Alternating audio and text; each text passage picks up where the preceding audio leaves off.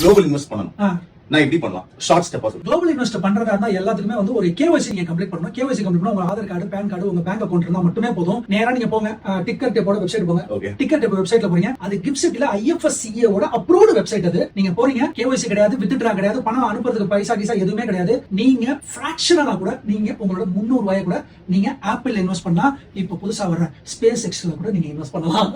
Ticket tape இத மட்டும் நீங்க ஞாபகம் வச்சுக்கோங்க. சோ ஒன்ஸ் நீங்க அதை டவுன்லோட் பண்ணி இன்ஸ்டால் பண்ணி KYC ல கம்ப்ளீட் பண்ணிட்டீங்க அப்படினாலே ஆட்டோமேட்டிக்கா என்ன நீங்க ஸ்டாக் பிக் கொடுப்பீங்க. எனக்கு தெரியாது.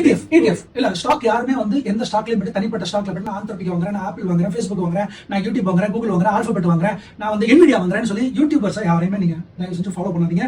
உங்களுக்கு தேவையான ETF ஜப்பான்ல ஒரு ETF, சவுத் கொரியால ஒரு ETF, தைவான்ல ஒரு ETF, மெக்சிகோல ஒரு ETF, பிரேசில்ல ஒரு ETF, நாஸ்டாக்ல ஒரு ETF, S&P 500. இப்போ நான் சொன்ன 10 இருக்குல்ல, 10ல என்கிட்ட 10,000 தான் இருக்கு. 1000 ரூபாய் நீங்க ஃபிராக்ஷனலா நீங்க வாங்குனாலே போதுமானது. when you are converting to INR, your INR is protected. வருஷம் எப்படி இருந்தாலும் பாத்தீங்கன்னா நம்ம INR கிட்டத்தட்ட ஒரு வருஷத்துக்கு ஒரு 5% டவுன் ஆகுது. அடுத்து எப்படி பார்த்தாலும் அவங்க அந்த பக்கம் பிரிக்ஸ்ங்கிற பேர் தான் நம்ம இருக்கும். ஆனா அந்த பிரிக்ஸ்ல BR ஐய தவிர எல்லாருமே 40% 80% கொடுத்துட்டாங்க. அதனால அவங்க பேர்லயும் நம்ம முதலீடு பண்ணிட்டோம்னா நாடுகள் காப்பாத்துதோ இல்லையோ ஒரு தனி நபர் குளோபல் இன்வெஸ்ட்ல காப்பாத்திக்கலாம். Super. Thank you so much. Thanks.